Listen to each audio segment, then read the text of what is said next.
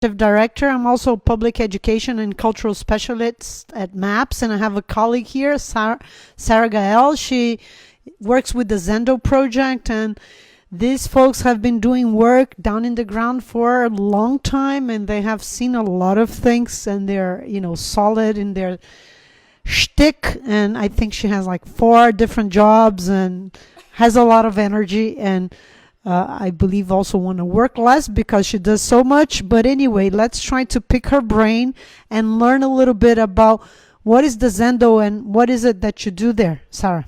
Yeah. Okay, hold it. Thanks.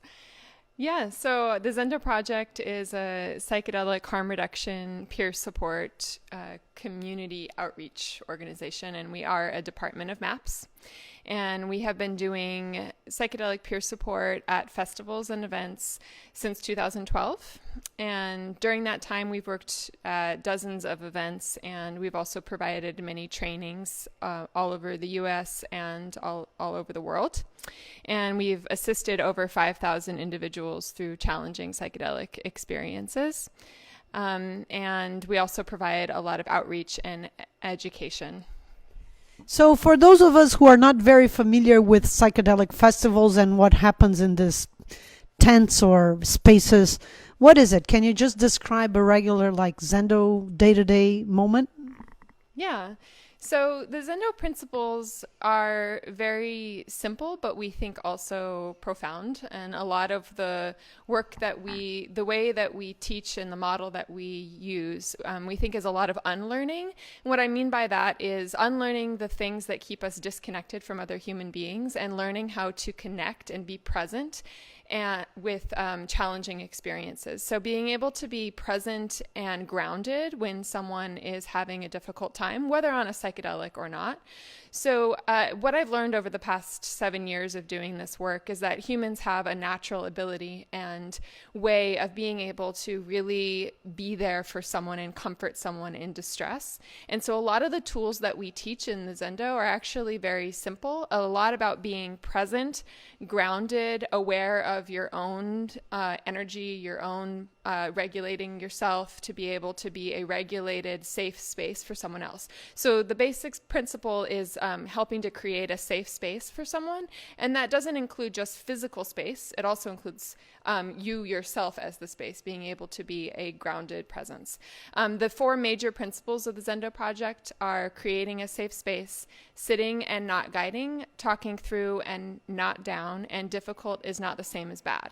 And a lot of our teachings originate both from teachings of psychedelic therapy, such as the MDMA for PTSD, MDMA-assisted psychotherapy for PTSD manual from MAPS, as well as just ancient and old teachings on how to sit and be present for someone's psychedelic experience. So we've synthesized a lot of teachings that aren't originally ours, that come from a wide breadth and variety of knowledge that is thousands of years old. And we really try to break it down to really basic tools to help everybody, not just therapists, but people who might find individuals in any situation, not just festivals, but parties, recreational environments of all kinds, be able to help someone in need. When you say we, it's who created these principles? Can you give us a little bit background on how you guys, were you participating in the formulation of these principles, and how did they come to exist? Do you know about that? Yeah, so MAPS has been doing psychedelic harm reduction work since the early 2000s and was involved in the early work of Cosmicare at Boom Festival and helping to develop their peer support program in Portugal. And then also working with Burning Man in the early 2000s in helping with their sanctuary team and the Burning Man Rangers, who also assist people in challenging experiences. So the Zendo Project manual was formulated over those years, and Zendo Project as a name started being used by MAPS in 2012. although MAPS had been doing psychedelic peer support work before then. And so the manual was really co-created at MAPS by the team there, including the director at the time, Lene Ponte, who was the director in 2012 of the Zendo project, and a team of other volunteers who had been working with MAPS doing this work for the decade or so before the Zendo project was formally started. So and why? All right. Why Zendo? What does that mean? Yeah, so the Zendo name actually comes from the structure that we originally used at Burning Man to provide these services. So it is, as many people know, a Zendo is actually a space that Zen Buddhist practitioners use to go and meditate. And the space that the cardboard yurt that we used to provide services was donated to us by a Buddhist monk named Vanja Palmers, who was actually bringing the structure to Burning Man to provide meditation services. So they would have a monk in the space at certain times of day where people could come in at Burning Man and spend time in silent meditation. And so once that group stopped going to Burning Man, Vanja knew Rick Doblin, and he donated the structure to MAPS for the purposes of using it for these services. And the name really fits. We believe that the name really fits because a lot of, as I was speaking earlier, a lot of what we do is presence, contemplation, meditation, being with, both for the sitters as well as for the guest, helping people turn toward their experience and rather than away from it. And that's a lot of what meditation practice really is helping us be with the here and now experience. And so we think it's actually a very fitting name that we have. So coming back to those principles, you said difficult is not necessarily bad. I can kind of get that one. But you mentioned sitting is not guiding. Can you explain that one? Yeah. So in the Zendo space, although we have volunteers and staff from a variety of different backgrounds, we don't provide therapy in the space. What we call what we do peer counseling or peer support. So we're not doing shamanic practitioner work. We're not doing counseling. So essentially, there's people who volunteer with us who come from a variety of different healing backgrounds and people who are not in the healing fields. And so what we want to, with this principle, what we want to convey is coming back, helping the guest, the person who is in need of care, come back to their inner healer along with the psychedelic, and come back to their inner knowing and their inner healer. So it's not about the sitter guiding or pushing the process or pushing an agenda or trying to be the healer, but really that they're just sitting and being present with the person's experience. That doesn't mean that there's not dialogue and that they don't engage in a process with the person, but what it means is that we're really following, it's a non-directive approach. And that non-directive approach is also the approach that MAPS uses for their work with MDMA-assisted psychotherapy as well. It's really trusting the inner guide and the inner healer to do the work, and you just providing a space for that to happen. Yeah, true. We were having a webinar at MAPS recently, and one of the sessions, Michael Mithofer was exactly talking a lot about how the work is a lot about trying to, the therapist to feel his intuition and also to know how to step back and let the person find the inner healer. And perhaps that's more, in tune with the spirit of psychedelics. So it's a kind of new way to think psychotherapy as well. In the version of the training in psychotherapy and all that. So coming back, you mentioned 4 principles. Which are the other 2 ones that you mentioned before? Yeah, so you had named difficult is not the same as bad, and sitting is sitting and not guiding. So talking through and not down, and essentially, what is talking through and not down? Yeah, so talking through and not down is coming from a principle or a theory that you can't, once someone is on the ride, once someone is in the experience, without chemical intervention, there's no way to stop the experience. And so the Zendo project model is a non-restrain, non-sedate model. So the common model at festivals and events when someone is having a challenging emotional or psychological experience is to restrain or sedate. And in some situations that's unavoidable, in situations where people get really out of hand. But what we believe is that through talking someone through the experience, experience rather than saying this experience is bad and it needs to end.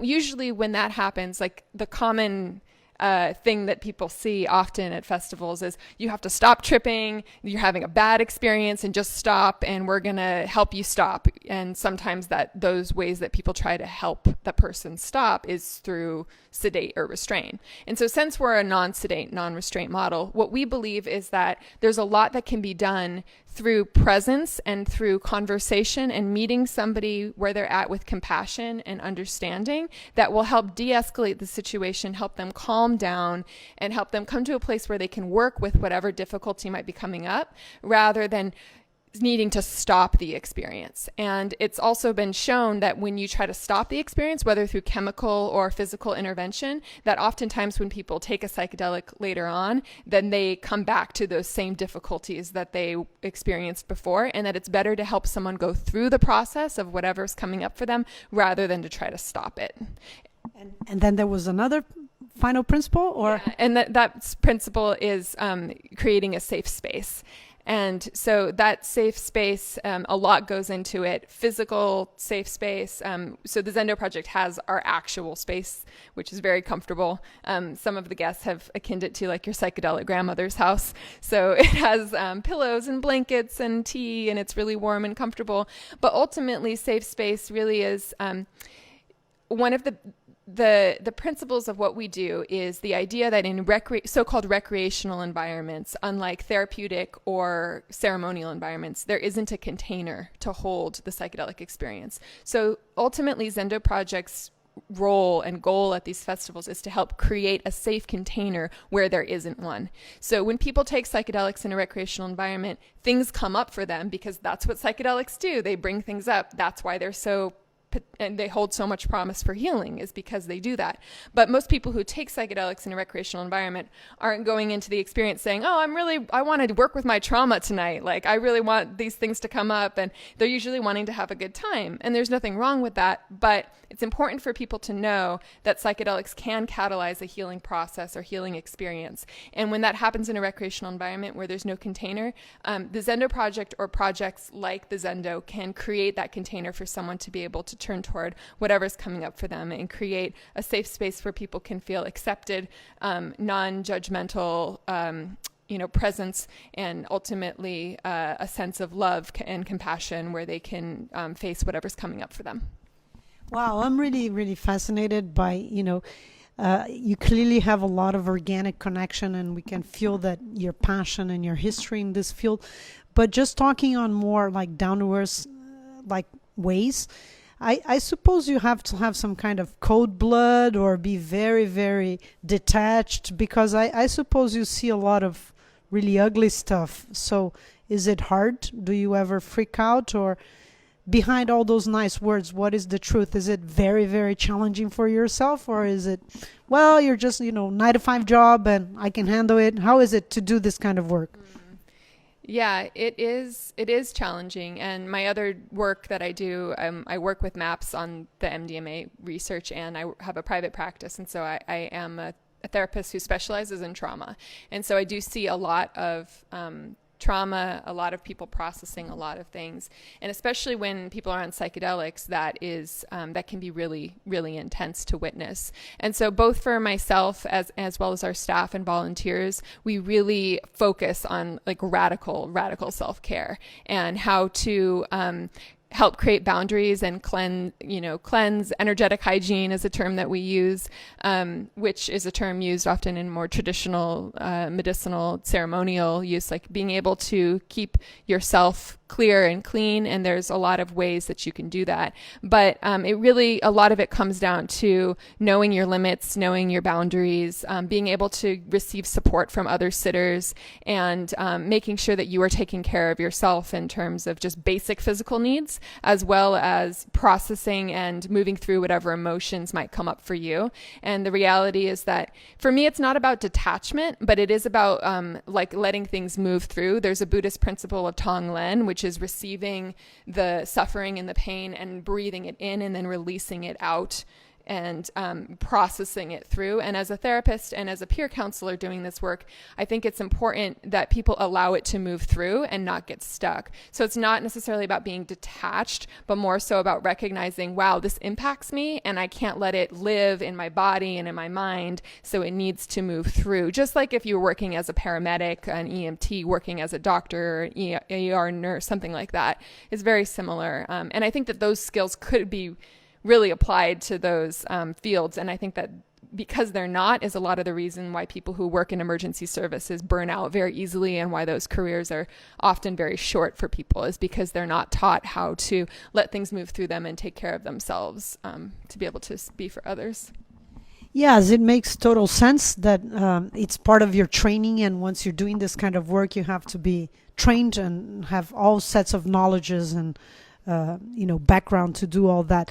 And with that, I'm just also curious about, after, like, be real and be sincere here, like, after, you're kind of like a divorce lawyer that somebody is going to go talk about love, and like the divorce lawyer have seen it worse. Like, people can do really, really bad things when they get divorced. So imagine, I'm kind of thinking, you go to a divorce lawyer asking some tips about love, and maybe he has a whole bias on how he sees that. Do you think it's, after seeing so many ugly stuff happening under psychedelics, you kind of have a, sort of critical perspectives on psychedelics, or do you still think that they are fabulous and they have a lot of potential, or do you feel skeptical, and after seeing so much, you're not? What is the truth? Yeah. I'll be real with you. So I mean, I think that I've been privileged to have a unique experience of working in both the research side as well as the harm reduction side. And so I get to witness a lot of healing and transformation in both environments. And so I think that what's really important to name is that as psychedelics become more well known for their healing potential and healing benefit, as the research comes out, as people do receive treatment, and as it becomes more mainstream, Michael Pollan's book just came out, like, there's just so many people who are now more aware. Like, you go to family dinner and all of a sudden, like, Uncle so-and-so is like, hey, I heard that psychedelics are, good for PTSD. Do you think I should do psychedelics?